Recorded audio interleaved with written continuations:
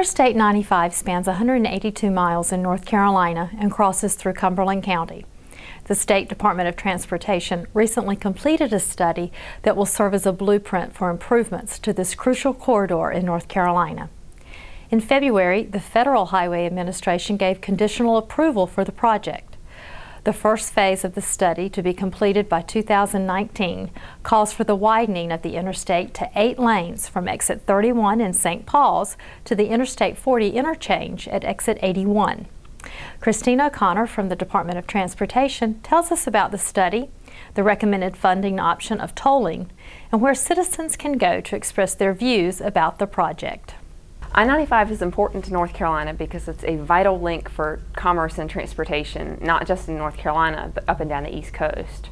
Our secretary refers to it as the main street of the East Coast. Well, it's not just an interstate in Cumberland County, it's also a way that people go to and from work. They take their kids to and from soccer practice or get to the grocery store, and it's a daily route for people, as well as vacationers coming to and from New York and Florida and from Canada. So it's multi-dimensional, particularly here in Fayetteville and Cumberland County.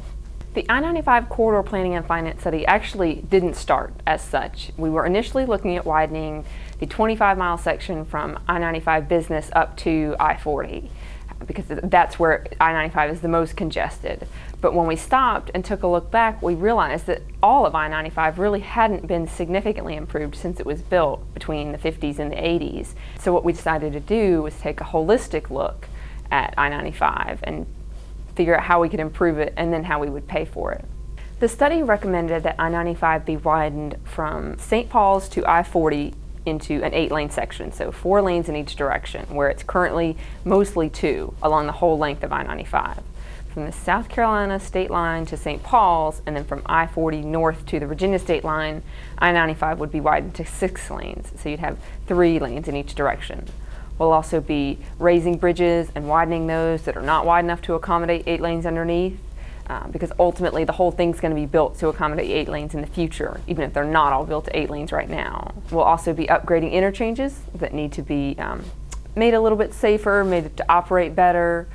So 17 interchanges that may undergo significant changes, but we're not going to be closing any interchanges. The projected cost of the improvements right now is about $4.4 billion, which is a significant amount of money. The timeline for improving I-95 depends significantly on how it's funded. Our recommended funding option is tolling, because tolling gives us the only feasible option to improve I-95 in any kind of realistic time frame, in your lifetime or mine.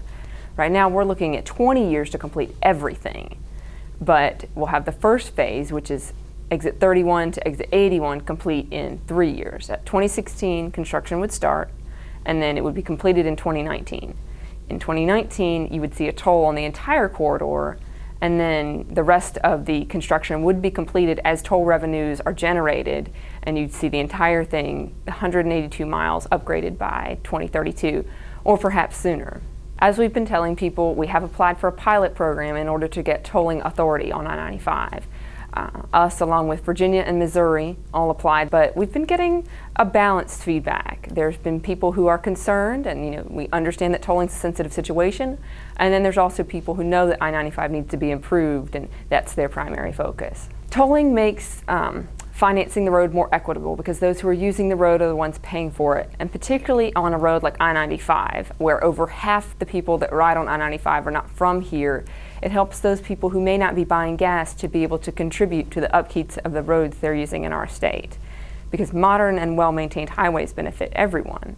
The public has been involved in many different ways, because one of my primary focuses as the project manager, and then DOT's as a whole, is public involvement.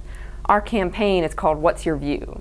Driving 95, what's your view? So it's not just about us sitting in Raleigh and telling you what we think needs to be done, because the people who live here, the people who work here, who drive on I-95 every day, are the ones who can tell us how it affects them personally. Tolling on I-95, if it becomes a reality, is going to be very simple for the people who use it. There'll be no stopping, no toll booths, it's completely electronic. So you either have what's called a transponder, which is either going to amount to a little sticker that you keep permanently in your car, or a box like an Easy Pass that you can move from car to car that automatically gets read by the overhead gantry. And what that does is debit automatically from your account. And you can either go to the store and put money on there with cash, check, or credit card, however you would like, Or if you don't ride it that frequently, you can just have a picture taken of your license plate as you drive underneath the gantry and they'll send you a bill.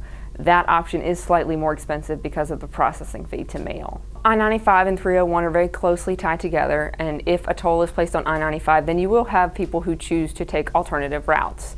We have done traffic modeling that shows there will be diversion onto other corridors. 301 would probably experience some of that diversion, but our hope is that if we get tolling authority, that the Federal Highway Administration would allow us to define the I-95 corridor to include 301 to help mitigate some of those impacts, because the money that's raised from tolling cannot be used anywhere but on the I-95 corridor, which is another concern we've been hearing from people. Say they pay a toll on I-95, their concern is that it would be used in Charlotte or in Asheville. The restrictions of this program require that the money stay on the I-95 corridor. If that's defined to include 301, as we would prefer, that'll enable us to help mitigate some of those impacts.